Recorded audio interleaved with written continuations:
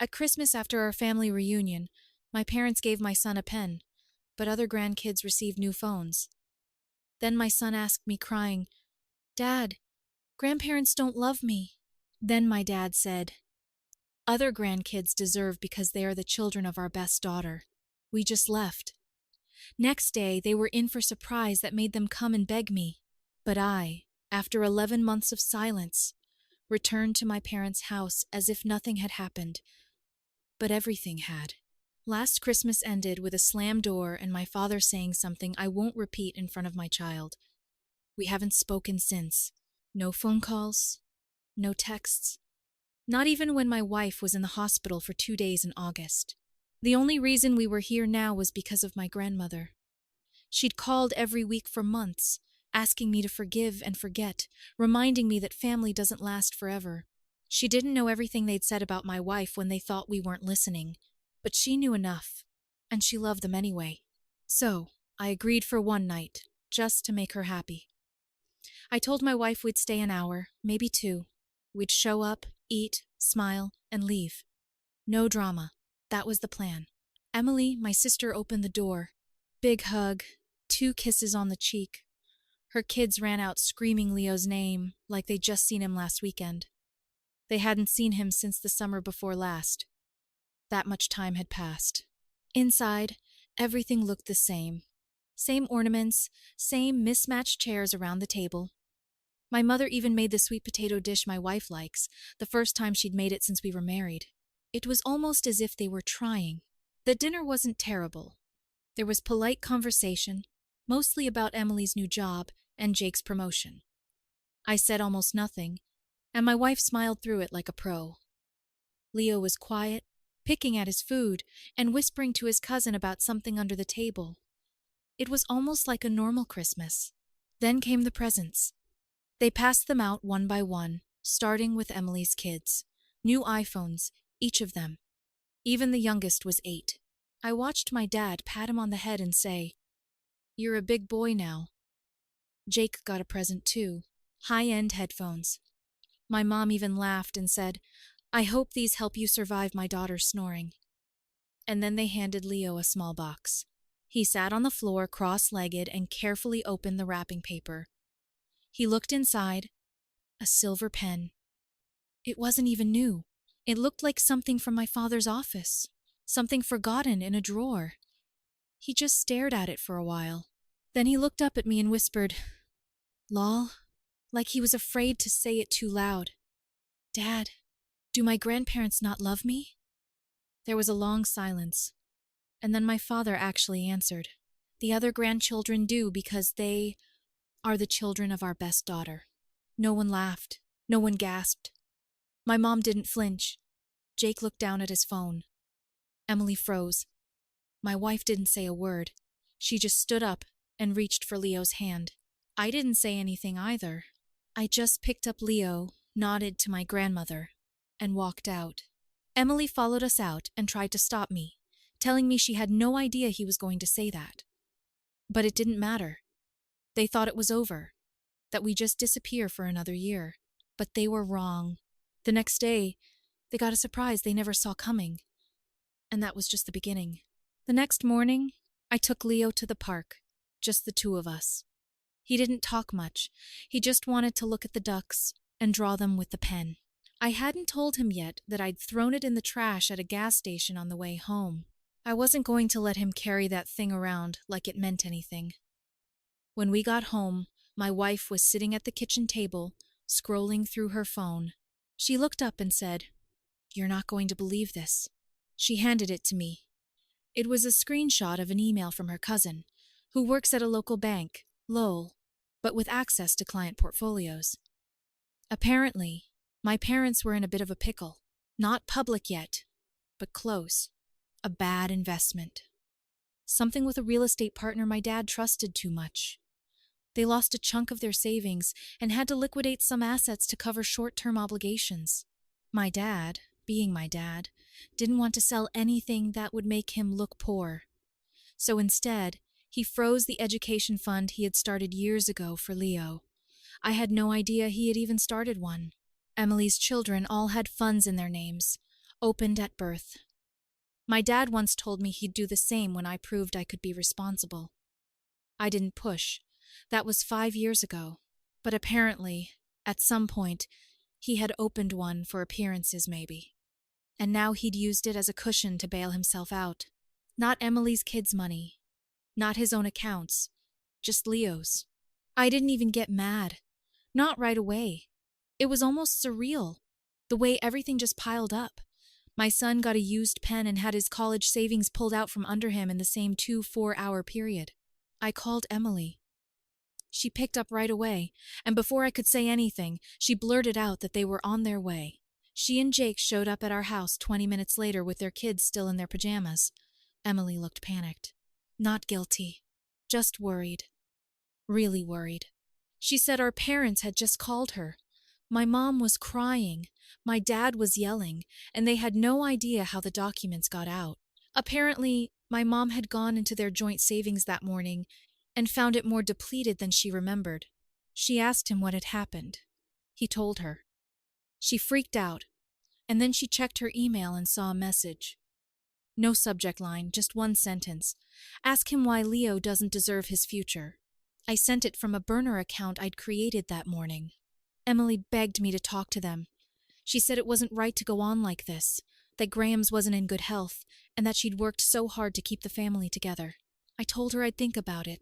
What she didn't know was that, while we were talking, I had already planned to anonymously mail every document, statement, and wire transfer I had received from her cousin to my dad's business partners and 2 clients he was trying to impress. I wasn't just going to hurt him emotionally. I wanted to make sure he felt what it meant to steal from a child. That night, I got a text from my grandmother. Just one line. They're on their way. They said they had to beg.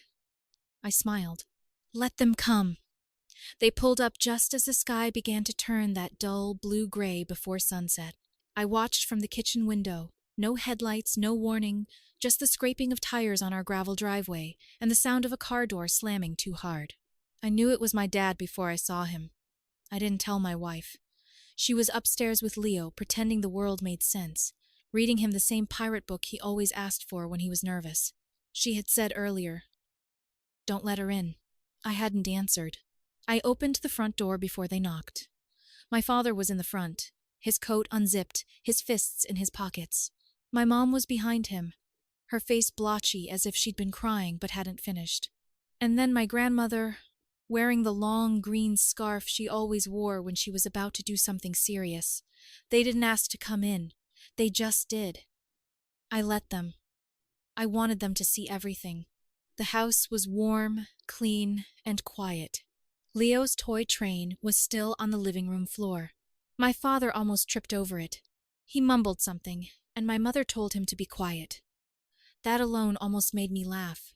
They sat down. My dad didn't. He stayed standing near the edge of the rug, arms crossed like a disappointed coach. My mother sat on the edge of the love seat. My grandmother sat next to me, as she always had, as if she were already on my side before anything had been said. It began as I expected. My mom said they didn't mean to hurt us. She said they didn't realize that the gift would feel insulting, that the pen had belonged to someone important, that it should mean something. I let her talk. Then she said something about reopening the college fund, that they would fix it, that it was all a misunderstanding. She used the soft voice she used when she wanted to be forgiven without really admitting guilt. Then my father finally spoke. He said, "You think you're the only one struggling? I built everything from nothing. Now, because I'm taking one thing, you're acting like a victim." That's when I stood up. I didn't shout. I didn't even raise my voice. I walked over to the kitchen, took a folder out of the drawer, and put it right on the coffee table. I told them to open it. My grandmother did. Inside were printouts, emails, wire transfer records, dated and signed, account numbers, screenshots, a complete paper trail, showing that the only time they touched Leo's college fund was to temporarily move the money into a private account my dad used to cover a failed land deal. In another state, not even in his name, in the name of a shell company he, and some guy from his golf club had set up. My grandmother turned pale. My mother looked confused, then horrified, and my father, he got it right then that he was exposed. "You did this?" I didn't say anything. He stepped forward quickly. Not a slap or a punch. He wasn't that type, but he grabbed the folder and threw it across the room, papers flying everywhere. He started screaming, blaming me, accusing me of ruining him, of sabotaging the family legacy, of turning everyone against him. He said the word shame. Then he stumbled over Leo's toy train, went down hard against the edge of the table. The sound it made was awful, something between a thud and a crack. My mother screamed. My grandmother ran to him. He didn't get up right away. My wife came downstairs with Leo in her arms. She looked at the scene for a second and said, "That's enough. All of you, get out of here." My father was still sitting on the floor, holding his shoulder, looking stunned. My mother was kneeling next to him, whispering something. My grandmother slowly stood up, turned to me, and nodded once. She didn't say a word. 5 minutes later, Emily and Jake pulled up outside. She hadn't even known they were coming. She saw the mess from the driveway. Emily helped them out, helped my dad to his feet, helped my mom pick up the scattered papers, helped my grandmother down the stairs. Before my father got into the car, he turned to me. "You're going to regret this." I just looked at him. What he didn't know was that while they were on their way over, someone else was already getting the next batch of files. His accountant, 2 business associates, the community foundation he tried to join as a board member. Not just financials, but photos, private ones, screenshots of texts he never thought anyone would see again. And the biggest surprise hadn't even been sent yet, not to them, but to the IRS. Let him come after me. I wasn't just getting even. I was tearing it all down. 3 days passed before anything happened. Not a word from them. No phone calls, no texts, just silence. I almost thought they were regrouping, maybe trying to figure out how to make it all go away. That would have been classic Dad. Hide the fire, repaint the walls, pretend nothing burned. Then Friday morning, 6:43, I got a call, not from them, from Emily. They froze his accounts, she whispered, locked in her car outside her office.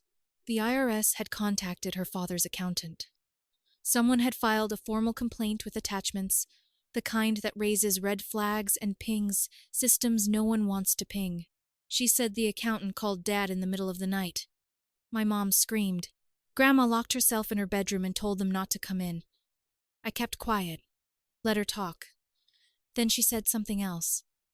There were men in the office, men in suits, 2 of them. They showed up that morning asking questions about shell companies and asset concealment. The receptionist saw them first. She said, "My dad went white, locked himself in his office, and didn't come out for an hour." But here's the part Emily didn't know.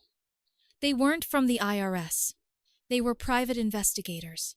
I'd hired them 2 months ago, quietly, before I even agreed to go to Christmas, before the pen, before the party. I was ready then. I was just waiting for the right moment. And they weren't there for tax evasion. They were there for his partner, Richard Barlow, the same guy my dad used to move Leo's money. Turns out Barlow wasn't just sloppy. He was dirty. And I'd found the paper trail. One of the investigators had called me the night before, said Barlow was about to flee the state. So I called, and now Barlow was being watched. So was my dad. Their accounts were being combed. Their email servers were being flagged, and it was all connected because of Leo's fund. That night, Jake called me, not Emily, Jake. He sounded nervous. He said the family was falling apart. He said my dad was screaming about betrayal and legacy and how I'd shamed him. He asked if I could meet them, just to talk, clear the air. I said I'd think about it. Then, at 11 p.m., I got another message from an unknown number. It was a picture of my parents' garage on fire, flames shooting out the side, black smoke billowing into the night sky. And then another. My dad standing in the street in his bathrobe, screaming into his phone as firefighters tried to hold him back. Another photo followed. Just a sentence written on cardboard. propped up on their front lawn. Ask him what else he stole. No signature, no initials, no clue. It wasn't me. But someone else was in the game now, and it was just beginning. The morning before the fire, before the photos, before the message on the lawn, there was a knock at my door, not loud, not aggressive, just enough to stop me in the middle of an email. My wife looked up from the kitchen. I went to the door. It was Jake, alone. He looked nervous, but not embarrassed, like someone who had seen what was coming and wanted to get out of the blast radius early. He walked in without waiting for me to say anything, said he had 15 minutes, that he shouldn't be here. He handed me a white envelope. Inside, a cashier's check, big enough to make my heart skip a beat, twice the value of what had been stolen from Leo's fund. Jake said my father had pulled some strings, liquidated something quickly, wanted to make it right, but that wasn't the whole truth. Jake leaned in and said quietly that my father was cracking, calling in favors, trying to buy silence, trying to clean up the edges before someone official dug deeper. Emily was scared because I died, junked on Buddy because of how fast everything was falling apart.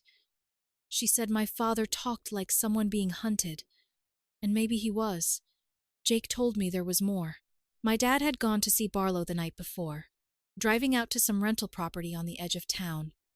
No witnesses, but when he came back, he was shaking.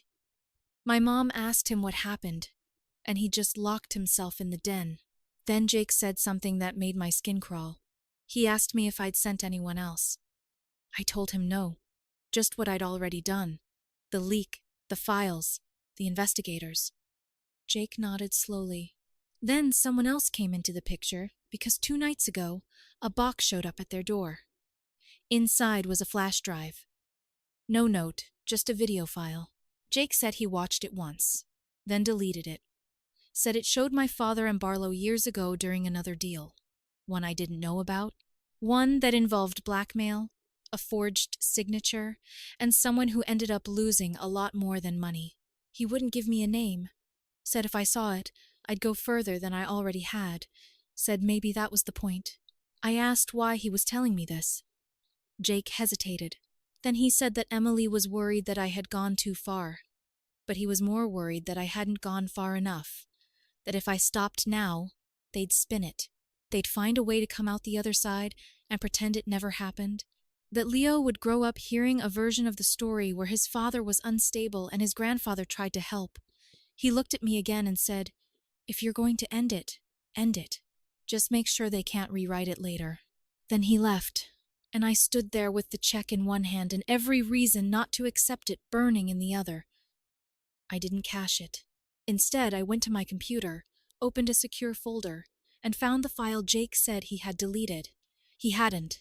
He'd sent it to me 5 hours before he'd shown up, and what was in it wasn't just shady, it was criminal. And now it wasn't just about Leo's future. It was about justice and making sure none of them ever felt safe lying again. The morning after the fire, I sat on the porch with a cup of black coffee that I had barely touched. The phone buzzed next to me. 10 missed calls from Emily, one from a number I didn't recognize. A text finally came through. "He wants to see you one last time." I didn't answer right away. I just stared at the message while Leo played with his dinosaur figurines on the porch steps, humming to himself, unaware that our lives had just changed forever. Late that afternoon, I told my wife I was leaving. She didn't say much, just nodded and kissed me on the temple. She knew it was the last loose thread I had to tie. They stayed in a cheap hotel off the freeway, not the kind of place my parents had ever set foot in, but their house was uninhabitable. The insurance was already giving them a hard time, and the cause of the fire was being treated as arson. There was no note, no evidence. Whoever did it wanted to make a statement, not get caught. And for the first time in my father's life, he was out of control. When I opened the door to their room, the smell hit me first. Cheap soap and what was left of his cologne. He was sitting on the edge of the bed, sling on his arm, leg wrapped. My mother sat in the corner, hands clenched so tightly together I could see her knuckles from across the room. No greetings, no small talk. He looked up, tired, beaten, but still trying to wear the expression of someone who thought he hadn't completely lost. "You win," he said. I stood there watching him, not saying a word. Then slowly, as if it hurt physically to admit it, he said, "I didn't hate your wife because of her family. I hated that you chose her without asking us, that you built something that didn't need our name on it." He laughed once, short and bitter. "I spent years thinking I was building a legacy. Turns out I was just writing checks to stay important." I sat across from him. I told him I hadn't leaked the video, not to the police, not to the press, but I had given it to lawyers, to investors, to the nonprofit board he was begging to join, enough people who mattered. He didn't need handcuffs. He needed the slow suffocation of irrelevance. The fake land deal with Barlow was already being torn apart. Investigators had followed the shell companies like breadcrumbs. They didn't know who dropped the trail, but they were following it all the way to him. "Barlow's trying to run," I said. He blinked. "So you're going to let them hang me?" I looked at him. "You hung yourself. I just pulled back the curtain." That's when my mom stood up. She walked up to me and said that they were ready to make things right, that they were going to start a new fund for Leo, that they were going to put our family back together, that Leo needed grandparents. I told her he needed honesty more than anything, something they had never given. "You raised a family by forcing everyone to orbit around you, and now that the sun has gone cold, you realize no one needs the light anymore." I stood before I left. I said one last thing. "You will never sit at our table again. Not for birthdays, not for holidays, not for school plays or graduations. Leo will grow up surrounded by people who chose him, people who show up, and one day, when he asks what happened to you, I'll tell him." Her mouth opened to speak, but I didn't wait to hear it. Outside, the air was cool, and for the first time in a long time it felt clean. I got into my car, drove home, and didn't look back. As I pulled into the driveway, Leo ran up to me, dinosaur, in one hand, face shining. "Daddy, look! My dinosaur just had a baby." He held up a tiny plastic raptor, probably from a cereal box. I squatted down and smiled. "This is perfect," I said. A new beginning. And just like that, the past ended where it belonged, behind me. Update. It had been 4 months since the fire. No more calls, no more texts, just silence. The kind that fills a house when the last echo finally dies. My father hadn't tried to reach out again. My mother did once, an email. 3 lines long, no subject. I didn't open it. I forwarded it to a folder I created just for her. It's called Uninvited. Spring came early that year. Leo started kindergarten, and I swear he grew 2 inches overnight. He made 2 best friends in the first week and invited them both to his birthday party, which we held in the backyard with a bouncy house, balloons, and a cake shaped like a volcano. He didn't ask if his grandparents were coming. He didn't even mention them, but someone else showed up. Emily. She pulled into the driveway, her children tumbling out of the back seat with wrapped presents and somehow icing already on their faces. She stayed quiet for the first half hour. Then she came up to me by the grill and said she was pregnant again. I turned to her. "Are you sure you want to bring another child into this circus?" She laughed. "Only if you promise not to set fire to her college fund." It was her way of apologizing again. We didn't need the words. We were good. A few weeks later, my wife sat me down on the couch and, with trembling hands, handed me a small white box. I opened it. 2 tiny blue booties. I just stared. "We're going to need a bigger house," she said. I didn't say anything at first. I just looked at her, then at Leo, who was playing with a puzzle on the floor, then back at her, and I smiled. We weren't just building. We were rebuilding properly, on land that couldn't be bought or threatened or burned. That night, I pulled a dusty box out of the back of the closet. Inside were family photos that I hadn't looked at in over a year. I slowly flipped through them. One caught my eye. My grandmother sitting in her backyard, holding Leo on her lap, his face covered in chocolate, her smile soft and real. The next morning, I called her. she answered on the second ring. I have news, I said. You're going to be a great grandmother again, she cried. She said she'd start knitting that afternoon. I told her we'd visit her next weekend. No one else was invited, and that's the way it is now. Smaller circle, tighter bonds, fewer voices, but each one honest. The legacy my father tried to build was a castle of mirrors. I'll show no soul. Ours is smaller, stronger, quieter, but it's real.